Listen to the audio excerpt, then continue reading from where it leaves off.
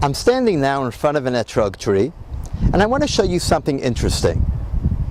When we actually are mekayem the mitzvah of taking the etrog, we take the etrog and we turn it so that the stem is on the bottom and the pitim is on the top.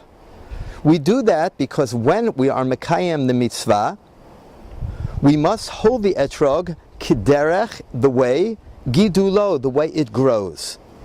And it always bothered me because whenever I saw fruit growing, the stem was on top and the fruit was hanging down. Why with the etrog do we hold it with the stem on the bottom and the fruit, so to speak, going up? Until you see an etrog tree, I can't answer that question. But once you see the etrog tree, you understand. Right here you can see an etrog growing, and the etrog, different than almost any other tree, actually grows with the stem on the bottom and the etrog growing up.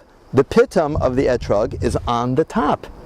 Therefore, when we take the etrog, we make the bracha with the etrog upside down, and then we turn the etrog over so it looks like this, and only then are we mekayem the mitzvah. Another fascinating halacha we can learn from this tree is the size of the etrog. An etrog can be very large, but it cannot be very small. In fact, I have right here on this tree etrogim that are too small. Not this one, that one is large enough. But look up here, on the top of the tree, we see actually two etrogim growing. I hope you can get this. And you see an etrog that's probably maybe 3 inches big. And this etrog is pasul, because the etrog should be approximately at least the size of my fist. And you could see this etrog is much too small. That etrog would be pasul to use, would not be kosher. Another thing I wanted to show you on the etrog tree, which makes picking etrogim very, very scary, is the size of the thorns on the etrog tree. You could see here, an etrog tree has very, very long and very, very sharp thorns. Because of that, many times when an etrog grows, the etrog becomes pasul if it's growing too near one of those big thorns, and the thorn actually cuts into the etrog, which happens very often. That etrog would be chaser. It would be missing part of the etrog. That also would be pasul. On this tree, you can see the etrog is growing right near a thorn, and the thorn actually is cutting into the etrog. This etrog might very well be pasul, may be unfit for use, because that thorn, this big thorn right next to the etrog, made a hole on the side of the etrog, and a part of the etrog came out. So 3 halachot we actually learned. We learned about derech gidulo, the etrog must be taken facing up, stem on bottom, pitim on top. We learned about the size of the etrog. That etrog being too small is not kasher. And we learned that if an etrog has a thorn that is cutting into the etrog, and part of the etrog is missing, that etrog is chaser and also may not be used. Very interesting. Now that we've learned some fascinating halachot about the etrog, let's turn our attention to the succah. Here in Neot Kedumim, they did something fascinating. They actually went and built all the variations, the types of the Succot that are not kasher. I seem to be standing in front of just a regular succah until you look up, because then you'll notice that this succah is actually pasul.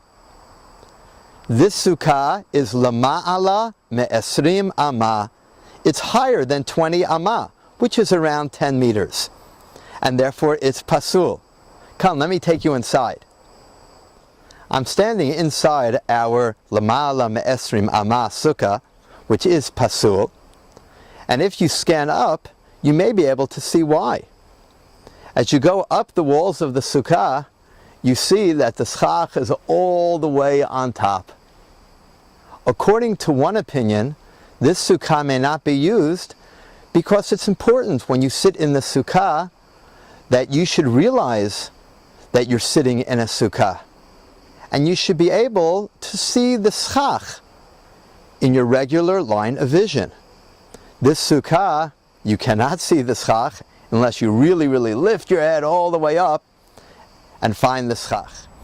We've just seen an example of a sukkah that is lamala me esrim ama, a sukkah that is pasul because it's too tall. Here I have an example of a sukkah that's actually too short. A sukkah that is lamata me asarat tvachim, a sukkah that is less than approximately 1.90 centimeters, is also pasul, because the sukkah has to be someplace you live in, and I wouldn't want to live in there. Lamala me esrim ama, pasul. Lamata me asarat tvachim, also pasul. This sukkah as well cannot be used. Let's see other examples. This particular sukkah that I'm standing in is a very, very rare type of sukkah. And anyone sitting in this sukkah would actually not be yotzeh the mitzvah of sukkah. And that's because this is what's called a sukkah al gabi sukkah. This is a 2-story sukkah. And anyone in the first story is not yotzeh the mitzvah because there is a roof, which is the floor of the sukkah above, is the ceiling of this sukkah. There is a ceiling separating anyone in this sukkah and the schach. They're not yotzeh the mitzvah. Anyone, however, in the upstairs sukkah is yotzeh the mitzvah of Succot. So this is a rare sukkah, rarely ever seen, where someone makes a 2-story sukkah, but here in Neot Kedumim, they show you what it looks like. This is a fascinating sukkah, and it's hard to figure out what's wrong with it. After all, both of the sides of the sukkah are made from schach, that's kasher. So you have a beautiful sukkah, it's all schach.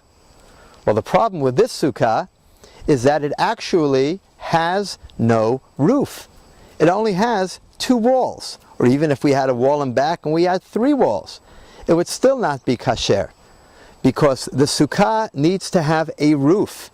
And this sukkah, the fanot, the sides of the sukkah, are its roof. And that is not kasher. Let's go on and see another one. This sukkah here to my side is also a fascinating sukkah. The Mishnah teaches us ha'oseh sukkato berosh ha'agala kshera va'olin la b'yom tov, that if a person actually makes his sukkah on top of a wagon, I guess a person today could make the sukkah on top of a big truck, that sukkah is actually kasher. That particular example happens to be missing the walls, so you would have to build the walls on that wagon. But other than that, the fact that it's on a wagon does not make the sukkah pasul. It's actually kasher. In this sukkah, we learn 2 very, very important halachot. We learn the size of the walls of the sukkah. Even though what the walls are made of is not important, even if the sukkah is round walls, that's not important. However, the sukkah does need to have walls. So how high does the wall have to be? The answer is right here to my side. A sukkah, his walls are approximately this height, which is 10 tfachim, or around a meter. That is high enough for a wall of the sukkah. So if all the walls of your sukkah were only this high, that sukkah would be kasher. But let me show you on the other side a different example. An example where it's not that the wall doesn't reach the ceiling, like we saw over there, it's where the wall does not reach the floor. What's the halacha here? Is this sukkah kshera? And the answer is, this particular sukkah probably would not be kasher. Because if from the floor of the sukkah until your wall there is more than 3 tfachim, which is around 30 centimeters, then that's too big a space, and that sukkah is psula. So the fact that the wall may not reach the ceiling, as long as it comes up 10 tfachim, as we saw on the other side, that's okay. But if the wall of the sukkah does not reach the floor and leaves a 30 centimeter space, this is pasul.